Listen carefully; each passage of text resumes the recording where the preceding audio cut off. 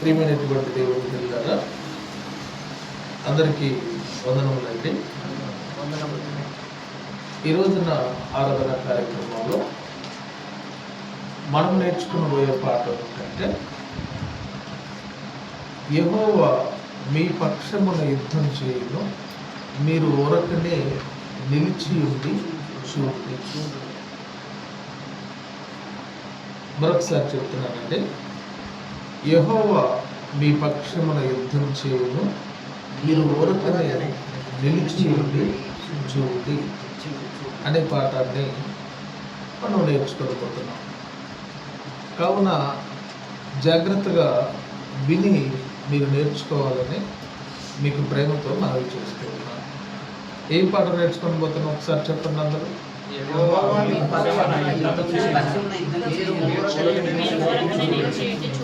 యెహోవా మీ పక్షమున యుద్ధం చేయును, మీరు ఊరకనే నిలిచి ఉండి చూడండి అనే పాఠాన్ని మనం నేర్చుకుంటున్నాం.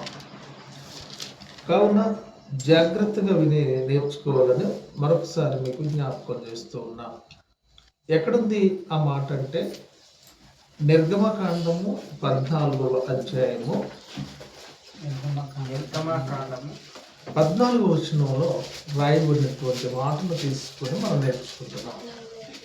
నిర్గమకాండము 14వ అధ్యాయము 14వ వచనం. యెహోవా మీ పక్షమున యుద్ధం చేయును, మీరు ఊరకే ఉండవలెనని ప్రజలతో చెప్పారు. జాగ్రత్తగా వినాలి.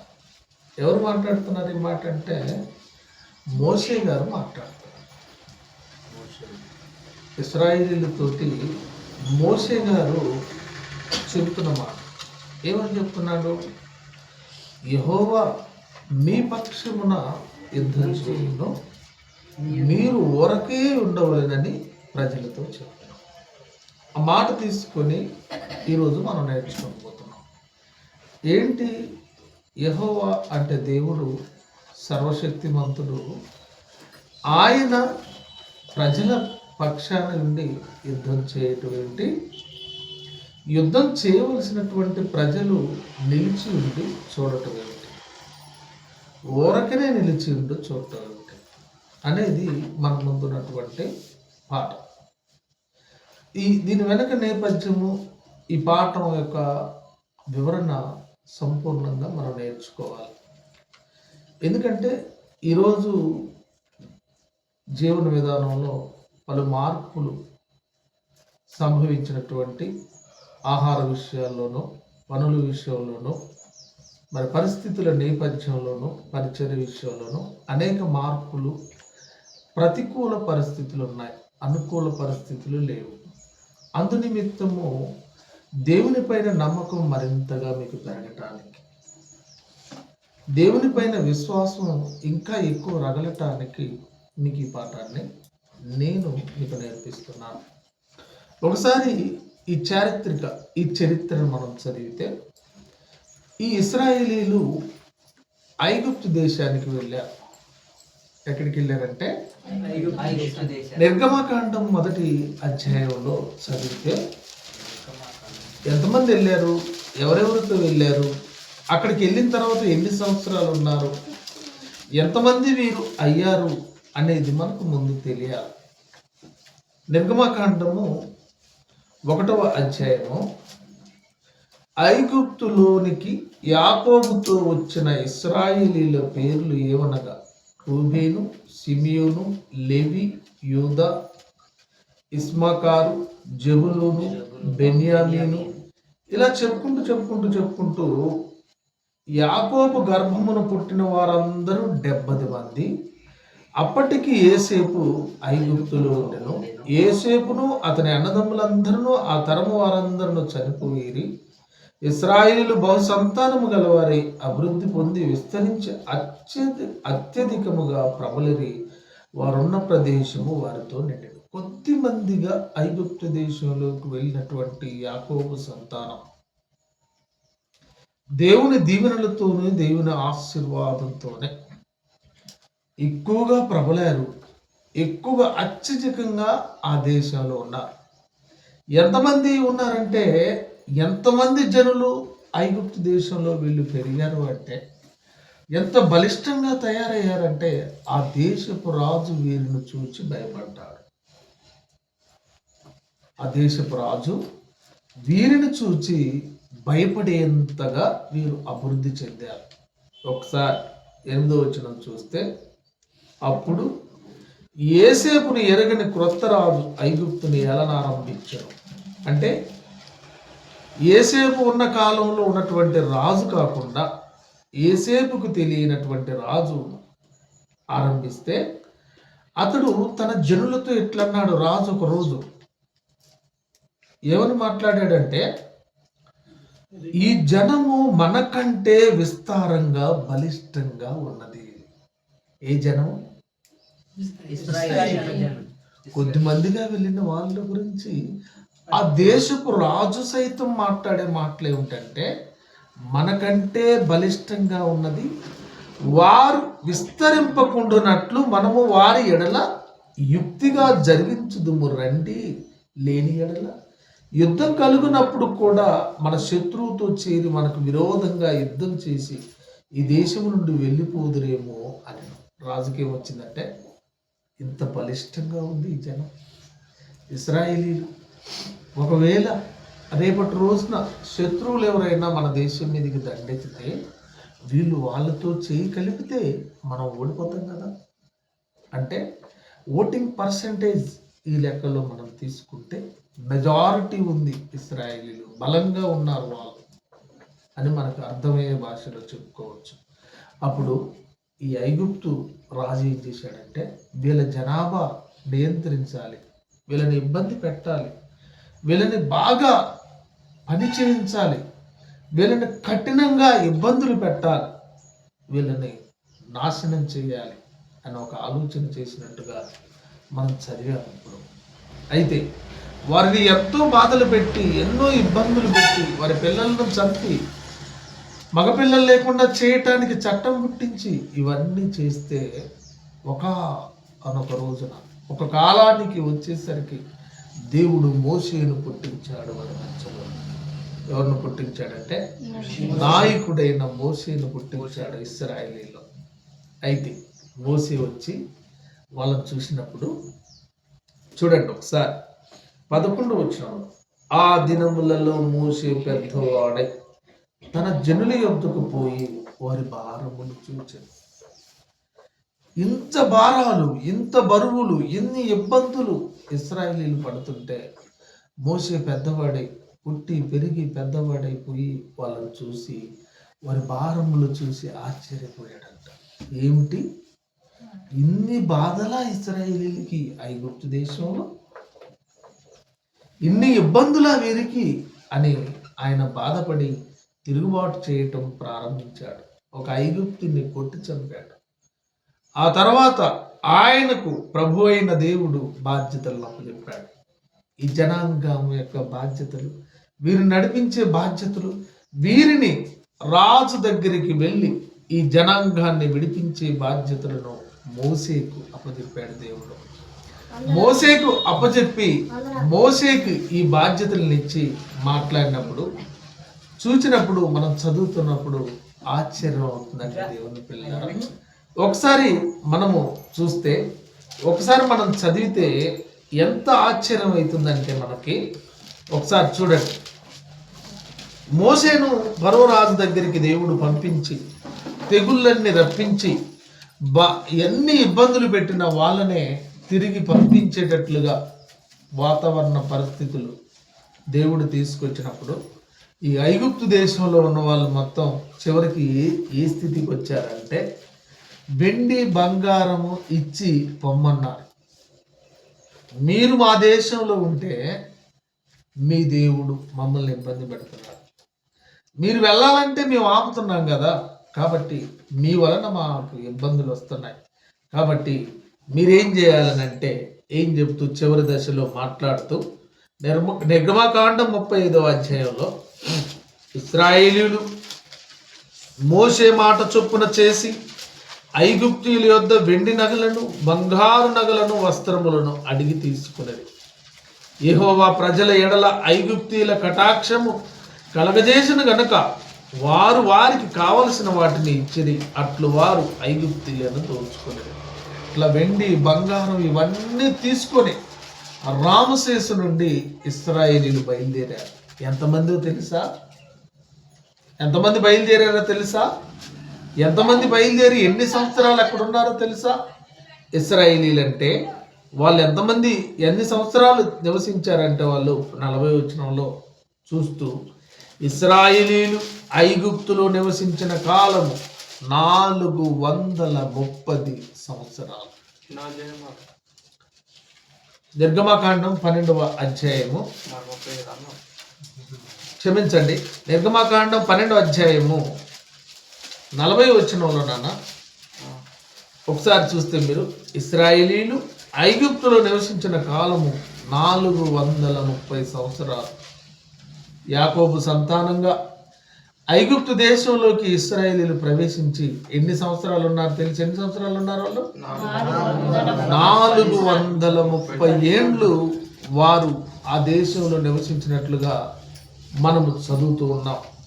అయితే వారు ఎంతమంది బయలుదేరారంటే 37వ వచనం చదివితే, అప్పుడు ఇశ్రాయేలీలు రామశేసు నుండి సుక్కోతుకు ప్రయాణమైపోయి వారి పిల్లలు గాక కాల్బలము 6 లక్షల వీరులు. ఎంతమంది అండి? పిల్లలు గాక, స్త్రీలు గాక. ఆశ్చర్యంగా ఉంది కదా. అందుకనే ఆ దేశపు రాజు భయపడ్డాడు. ఆ దేశపు రాజు భయకంపితుడైపోయాడు. ఏమిటి ఈ బలమైన జనాంగం? మా దేశం కన్నా బలంగా ఉన్నారే, మా ప్రజల కన్నా గొప్పగా ఉన్నారే వీరు అని వాళ్ళని చూసి ఇబ్బందులు పెట్టడం ప్రారంభిస్తే, మోషే నాయకత్వంలో తెగుళ్ళన్నీ పంపించి వీరిని బయలుదేరారు. ఎలా బయలుదేరారు వీళ్ళు? వాళ్ళే వెండిచ్చి, బంగారం ఇచ్చి, నగలిచ్చి వీళ్ళని వెళ్ళగొట్టారు. తర్వాత ఐగుప్తు రాజు ఫరో కూర్చొని ఆలోచించడం మొదలుపెట్టాడు. ఏంటి అసలు వీళ్ళు మన దేశానికి ఎందుకు వచ్చారు? మన దేశానికి వచ్చారు సరే, ఇన్ని తెగుళ్ళు ఎందుకు వచ్చాయి? ఇన్ని బాధలు మనం ఎందుకు పడ్డాం? అయినా వీళ్ళకు మనం వెండి బంగారం ఇచ్చి పంపించడం ఏంటి? ఎందుకు పంపించాం వీళ్ళని మనం? తక్షణమే వీళ్ళని పంపొద్దు, మనం వీళ్ళని పట్టుకోవాలి అని ఆయన పంపించిన ఆయన మనస్సునే దేవుడు మళ్ళా కఠినపరిచాడు. అయితే వీళ్ళు దేశం నుండి బయలుదేరిపోయిన తర్వాత, వీళ్ళు ప్రయాణం జరుగుతున్న తర్వాత ఈ ఐగుప్తు రాజు ఆలోచన చేసి ఏమని ఆలోచన చేశాడంటే, ఆయన 14వ అధ్యాయంలో చూస్తే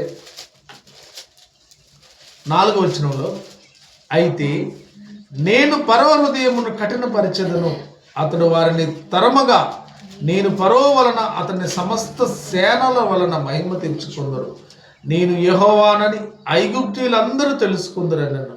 వారు అలాగూ దిగిరి. ప్రజలు పారిపోయి ఐగుప్తు రాజుకు తెలియబడినప్పుడు ఫరో రాజు అతని సేవకుల హృదయము ప్రజలకు విరోధంగా త్రిప్పబడి, మనం ఎందుకు ఇలాగ చేసింది? ఎందుకు పంపించాం వాళ్ళు? అసలు మన దేశంలో వెట్టి చాకరీ చేశారు కదా, మన దేశంలో ఉన్నారు కదా, ఇప్పుడు వాళ్ళని మనం పట్టుకోవాలని ఎలా సిద్ధపడ్డారంటే, ఐగుప్తీయులు ముందుగా వెళుతున్నారు, వెనకాల ఫరో సేనలు వస్తున్నాయి. ఫరో సేనలు ఎలా వస్తున్నారు వాళ్ళంటే 6వ వచనంలో, అంతటా అతడు తన రథమును సిద్ధపరచుకొని తన జనమును తనతో కూడా తీసుకుని పోయిను, మరియు అతడు శ్రేష్టమైన 600 రథములను ఐగుప్తు రథములన్నిటిలో వాటిలో ప్రతిదాన్ని అధిపతులను తోడుకొని పోయాను. 600 రథాలు వేసుకొని అప్పడబడ్డాడు రాజు. ఇప్పుడు వీళ్ళేమో కాలినడకన వెళ్తున్నారు నాన్న, ఇశ్రాయేలీలేమో కాలినడకన వెళుతున్నారు, ప్రయాణంలో వెళుతున్నారు. 6 లక్షల వీరులు, స్త్రీలు, పిల్లలు, జనాంగము, గొర్రెలు, పశువులు అన్నీ కలుపుకొని వీళ్ళు వెళ్తున్నారు. ఆలోచించుకుని తిరగబడిన రాజు, దేవుడి చేత కఠినపరచబడినటువంటి రాజు 600 రథాలు వేసుకుని వెంబడి పట్టాడు. పట్టుకొని చంపేయాలి, లేదా మరలా మన దేశంలోకి తీసుకెళ్లి వాళ్ళని బానిసలుగా చేసుకోవాలి అని వెంటబడితే, అప్పుడు వీళ్ళకి భయం అవుతుంది. అప్పుడు వీళ్ళకి భయమై వాళ్ళు మాట్లాడుతున్న మాటలు ఏమిటంటే, వాళ్ళు ఏమంటున్నారంటే 10వ వచనంలో, ఫరో సమీపించుచుండగా ఇశ్రాయేలు కన్నులెత్తి ఐగుప్తీయులు తమ వెనుకట వచ్చేట చూసి మిక్కిలి భయపడి యెహోవాకు మొరపెట్టారు. దగ్గరకు వస్తున్నాడు ఇక రథాలు వేసుకుని. ఎన్ని రథాలు వస్తున్నాయి? 600 రథాలు, అధిపతులు, సైన్యము వెంబడిస్తున్నారు. వీళ్ళు మాత్రం నడుచుకుంటూ ప్రయాణం చేస్తున్నారు, భయపడుతున్నారు. దేవుడా, మేము అయిపోతాం ఇక వాళ్ళు వస్తే, మేము చనిపోవటమే వాళ్ళు మమ్మల్ని వెంబడిస్తే, మేము ఇక్కడ సమాధులు లేవా మాకు అని వాళ్ళు ఏం మాట్లాడుతున్నారు చూడండి. అంతటా వారు మోషేతో, ఐగుప్తులో సమాధులు లేవని ఈ అరణ్యములో చచ్చుటకు మమ్మల్ని రప్పించితేవా మోసే. మోసే దగ్గరికి వెళ్ళారు. అదిగో రథాలు, అదిగో సేనలు కనుచూపు మేరలో కనపడుతున్నాయి, వస్తున్నాయి. మరి చచ్చేదేదో ఐగుప్తు దేశంలోనే చచ్చిపోతుంది కదా, సమాధులు ఐగుప్తు దేశంలోనే కట్టుకుందాం కదా, ఉండేది ఐగుప్తు దేశంలోనే ఉందాం కదా. మోసే, ఎందుకు ఈ అరణ్యంలో మమ్మల్ని తీసుకొచ్చావు? నువ్వు నాయకుడిగా ఉండి నువ్వు ఎందుకు మమ్మల్ని ఇక్కడికి తీసుకొచ్చావు? ఆ బాధ ఏందో అక్కడే పడదు కదా, అహింస ఏందో అక్కడే అనుభవించదు కదా అని తీవ్రమైన భావోద్వేగానికి లోనయ్యారు ఈ ఇశ్రాయేలు. తీవ్రమైన బాధకు లోనయ్యారు. మోసేకు మొరపెట్టుకున్నారు. ఈ మిక్కిలి బాధ, చచ్చిపోతూ ఉన్నప్పుడు ఎంత బాధ. పిల్లలు, పశువులు, గొర్రెలు, 6 లక్షల వీరులు, స్త్రీలు, పురుషులు ఎంతమంది ఉంటారు ఒకసారి ఊహించుకోండి. వీళ్ళు 6 లక్షలు ఉంటే కనీసం వాళ్ళు ఒక 5 లక్షలు ఉంటారా? 1 లక్ష అయిన ఉంటారా? ఇంతమంది చచ్చిపోవటమే కదా. అయితే వీరు దిగింది సముద్రపు ఒడ్డున. వీరికి మధ్యలో వారిని దాటాలంటే అడ్డం ఉంది సముద్రం. వీళ్ళకి ఏమడ్డం ఉంది? ఎటు పారిపోవటానికి వీల్లేదు. అయితే మొర పెడుతున్నారు, మోసే, సమాధులు మాకు అక్కడ లేవా? ఈ అరణ్యంలో మేము చనిపోవాలా అని అన్నప్పుడు అప్పుడు చూడండి, మా జోలికి రావద్దు, ఐగుప్తీయులకు దాసులు మగుదుమని. ఐగుప్తులో మేము నీతో చెప్పిన మాట ఇదే కదా, మేము అరణ్యమందు చచ్చట కంటే ఐగుప్తులకు దాసులకు మగుటే మేలని చెప్పి మేము పోతాం అయ్యా, వాళ్ళకు దొరికిపోతాం, ఇంక మేము వాళ్ళకి దాసులు అయిపోతాం. ఇక మమ్మల్ని అక్కడికి తీసుకుపోని చావటం కంటే ఎలా ఉంటుంది మేలు కదా. మోసే, మా జోలికి రా, మాకు ఇక మేము వెళ్ళిపోతాం, వాళ్ళకు దొరికిపోతాం అంటున్నారు. అప్పుడు మోసే మాట్లాడిన మాటలు, దేవుడు వారికి చెప్పినటువంటి మాటలు వింటే, చదివితే నీ ఒళ్ళు పులకరించిపోతుంది, నీ వెంట్రుకలు నిలబడతాయి. అన్ని అద్భుతమైనటువంటి మాటలను దేవుడు మోసే చేత వాళ్ళకి చెప్పించాడు. ఏం చెప్పించాడంటే, అందుకు మోసే భయపడకుడి. ఏం చెప్పాడంటే, మొదటి మాట మోసే 600 రథాలు వస్తున్నాయని, సేనలు వస్తున్నాయని, చచ్చిపోతాము, లేకపోతే సేవకులు అయిపోతాము, వాళ్ళకి సేవ చేసేవారిగా అయిపోతాము, మేము దాసులుగా అయిపోతామని మీరు భయపడుతున్నారా? భయపడకుడి. ఓ ఇశ్రాయేలీలారా, భయపడకుడి. అందుకు మోసే భయపడకుడి, యెహోవా మీకు నేడు కలగజేయు రక్షణను మీరు ఓరక నిలుచుండి చూడుడి. ఇగో మన దేవుడు ఉన్నాడు కదా, సర్వశక్తిమంతుడు ఉన్నాడు దేవుడు. ఆయన కలగజేసే రక్షణ అంటే ఏందో ఇప్పుడు చూడండి. ఏం చేయొద్దు, మీరు సేనలకు ఎదురెళ్ళి యుద్ధం చేయాల్సిన పని లేదు. మీరు నిలుచుండి చూడండి, ఓరకనే నిలబడండి. దేవుడు అంటే ఏంటో, ఆయన శక్తి అంటే ఏంటో, ఆయన సామర్థ్యం ఎంతో మీకు తెలుస్తుంది అని చెప్పి మాట్లాడుతూ, మీరు నేడు చూచిన ఐగుప్తీయులు ఇక మీదట మరి అన్నడు చూడరిగా. ఇప్పుడు మీకు కనబడుతున్నారు వాళ్ళు, ఇక వాళ్ళు బతకరు. ఇక మీరు ఎప్పటికీ వాళ్ళు మీకు కనపడరు. ఎందుకంటే వాళ్ళని దేవుడు తీసేస్తాడు, తుడిచిపెట్టేస్తాడు దేవుడు. చూడండి ఆయన మహిమను, నిలబడి చూడండి, భయపడమాకండి, మీరు గాబరపడమాకండి, దాసులవ్వమాకండి, దిగజారిపోమాకండి, దేవుని మీద నమ్మకాన్ని కోల్పోమాకండి, స్ట్రాంగ్గా ఉండండి. నేను చెప్తున్నాను, ఇక ఐగుప్తీయుల్ని ఎన్నడూ మీరు చూడరుగా. భయపడద్దు, ధైర్యంగా ఉండండి, దేవుడు చేస్తున్న కార్యాన్ని నిలిచి చూడండి అని చెప్పిన మాట మీరు ఊరకయే ఉండవలనని ప్రజలతో చెప్పిన. అంతలో యెహోవా మోషేతో, నీవేళ నాకు మొరపెట్టుచున్నావు. దేవుడు మాట్లాడుతున్నాడు మోషేతో. మోషే, ఎలా మొరపెట్టుచున్నావు నాతో? సాగిపోవుడి అని ఇశ్రాయేలుతో చెప్పు. వాళ్ళని బొమ్మనయ్యా, సాగమని ముందుకి. నువ్వెందుకు నాకు ఒకటే మొరపెడుతున్నావు అంటే, నీవు నీ కర్రని ఎత్తి ఆ సముద్రము వైపు నీ చెయ్యి చాపి దాన్ని పాయలుగా చెయ్యి. నీకు సముద్రం అడ్డం ఉంది కదా, నడువు ముందుకి. నీ చేతిలో ఉంది కదా కర్ర, ఆ కర్రతో ఆ సముద్రాన్ని పాయలు చెయ్యి మోసే అనంటే, అప్పుడు ఆయన చూడు, అప్పుడు ఇశ్రాయేలీయులు నీ చెయ్యి చాపి దాన్ని పాయలుగా చేయము. అప్పుడు ఇశ్రాయేలు సముద్రం మధ్యన ఆరిన నేల మీద నడిచిపోదురు. ఇదిగో నేనే ఐగుప్తుల హృదయంలోని కఠినపరచుదును, వారు వీరిని తరుముదురు. నేను ఫరో వలన అతని సమస్త సేనలను, అతని రథముల వలన, అతని గుర్రపు రౌతుల వలన నాకు మహిమ తెచ్చుకుందును. నేను ఫరో వలన, అతని రథముల వలన, అతని గుర్రపు రౌతుల వలన మహిమ తెలుసుకున్నప్పుడు నేను యెహోవానని ఐగుప్తీయులు తెలుసుకున్నారు. నేనంటే ఏంటో తెలుసుకుంటారు ఐగుప్తీయులు. మిమ్మల్ని వెంబడించడానికి 600 రథాలతో వాళ్ళు వస్తున్నారు కదా, మీ దగ్గరికి వచ్చారు కదా. మోసే, పాయలు చేసి సముద్రం ఆరిన నేల మీద మీరు నడిచిపోండి, ఊరకనే నిలిచి ఉండి చూడండి అయ్యా అంటే. అప్పుడు మాట్లాడుతున్న మాటలు ఏమిటంటే 19వ వచనంలో, అప్పుడు ఇశ్రాయేలీయుల సమూహమునకు ముందుగా నడిచిన దేవదూత వారి వెనుకకు పోయి వారిని వెంబడించను. ఆ మేఘస్తంభము వారి ఎదుట నుండి పోయి వారి వెనక నిలిచను. అది ఐగుప్తీయుల సేనకు ఇశ్రాయేలు సేనకు నడుమ ప్రవేశించెను. అప్పుడు ఒక దూత, దేవుని దూత వచ్చి ఇక్కడ ఐగుప్తీయులకు మధ్య ఇశ్రాయేలులకు మధ్య నిలబడినప్పుడు వారికి వీరికి డిస్టెన్స్ పెరిగినప్పుడు, అప్పుడు 21 వచ్చిన, మోసే సముద్రం వైపు తన చెయ్యి చాపగా యెహోవా రాత్రి అంతయు బలమైన తూర్పు గాలి చేత సముద్రమును తొలగించి దానిని ఆరిన నేలగా చేసి నీళ్లు విభజించబడగా ఇశ్రాయేలు సముద్రం మధ్యన ఆరిన నేల మీద నడిచిపోయి. ఏం చేయాలి? సముద్రము 2 పాయలైపోయింది.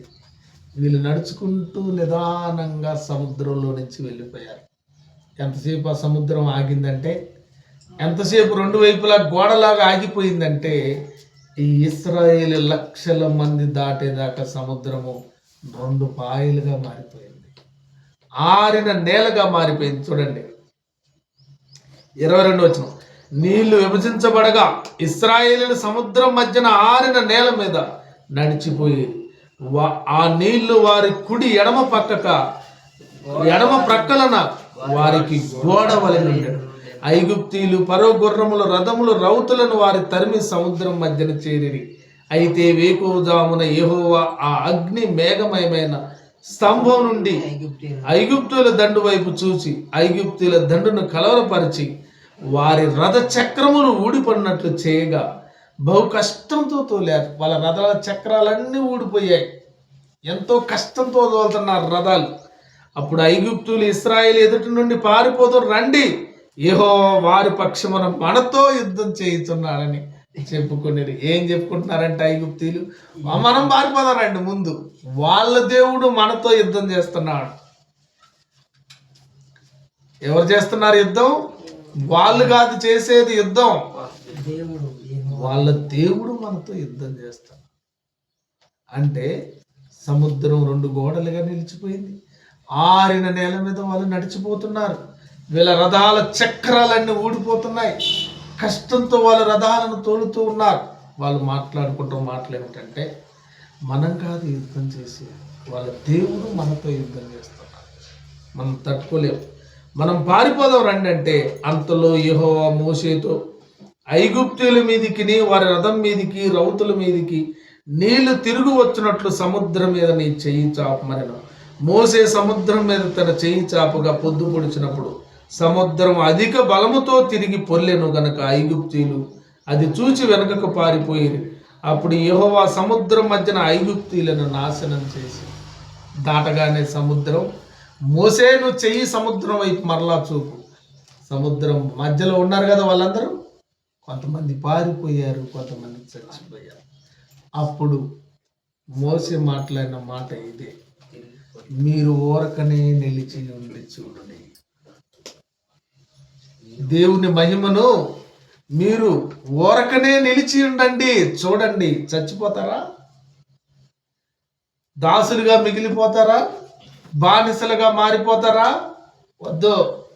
దేవుని వైపు చూడండి, దేవుని వైపు చూడి విశ్వసించండి, ఆయన మిమ్మలను నిలవబెట్టును అనే సందర్భంలో నుంచి మోసే గారు తీసుకున్నటువంటి మాట ఇది. ఏం పాట? ఏం పాట నేర్చుకుంటున్నాం? యెహోవా మీ పక్షమున యుద్ధం చేయును. ఎవరి పక్షాన్ని యుద్ధం చేశాడు యెహోవా?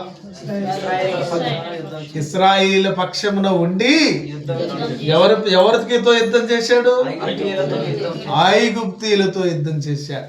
ఐగుప్తీయులు ఎందుకు వచ్చారు? వీరిని చంపటానికి వచ్చారు. చూడండి ప్రియమైనటువంటి దేవుని పిల్లలు, ఈ పాఠం ద్వారా నువ్వు నేను నేర్చుకునే విషయం ఏంటంటే, ఎన్ని శ్రమలు వచ్చినా సరే, ఎన్ని బాధలు వచ్చినా సరే, ఎంత ఇబ్బంది నీ చుట్టూ ఆవరించి నిన్ను ఉంచటానికి, లేదా నిన్ను సమాధి చేయటానికి, లేదా నిన్ను నీ మీద పెనుభారం పడి నువ్వు ఇబ్బంది పడుతున్నా సరే, ఆ రోజు వారిని రక్షించిన దేవుడే నీ యొద్ద ఇప్పుడు ఉన్నాడు. మరి నిన్ను రక్షించడా? సముద్రాన్ని 2 పాయలుగా చేసినటువంటి దేవుడు నిన్ను కాపాడలేడా? కాపాడతాడు. కావున నువ్వు చేయాల్సిన పని ఏమిటంటే, ఊరకనే నిలిచి చూడు. వాళ్ళలాగా ఆయన వైపు నిలబడు, ఆయనతో ఉండు, ఆయన పనుల్లో ఉండు, ఆయన విధులను చేపట్టు, ఆయన మాటల ప్రకారం నువ్వు జీవించు. అప్పుడు ఇశ్రాయేలీయులకు చెప్పినట్టుగా మనకు చెప్తున్నటువంటి మాట ఏమిటంటే, ఊరకనే నిలిచి ఉండు చూడండి. మోసే ఏం చెప్పాడు వాళ్ళతో? నేను చూస్తా, నేను చూసుకుంటా, అందుకనే సమస్త భారం అంతా నా మీద మోపండి, మీ భారములన్నీ నా మీద మోపండి అనే మాట రాయబడ్డది. కాబట్టి ప్రియమైనటువంటి దేవుని పిల్లలారా, ఏం పాఠం నేర్చుకుంటున్నాం ఈరోజు మనం? యెహోవా మీ పక్షమున యుద్ధం చేయును, మీరు ఊరకనే నిలిచి. వాళ్ళ పక్షాన యుద్ధం చేశాడు, వీళ్ళు ఊరకనే నిలిచి ఉండి చూశారు, వీళ్ళు గెలిచారు. దేవుడు వీరిని గెలిపించాడు, ఐగుప్తీయులు ఓడిపోయారు. కాబట్టి ఈరోజు దేవుని పిల్లలుగా ఉన్నటువంటి మనం చిన్న చిన్న వాటికి ధైర్యాన్ని కోల్పోమాకండి, చిన్న చిన్న సమస్యలకు పారిపోమాకండి, చిన్న చిన్న విషయాలకు దేవుని సన్నిధిని విడిచిపెట్టమాకండి, ప్రేరేపింపబడమాకండి, ఎవరి చేత మ్యానిపులేట్ చేయబడమాకండి, లొంగిపోమాకండి, పారిపోమాకండి. బలంగా నిలబడండి, దేవుని వైపు విశ్వాసాన్ని నింపండి. నిలబడి మీ హృదయాల్లో నింపుకుని ధైర్యవంతులుగా, శక్తివంతులుగా మీరందరూ నిలబడాలని కోరుకుంటూ మీ అందరికీ పాఠం నేర్పిస్తున్నాను. God bless you all. అందరికీ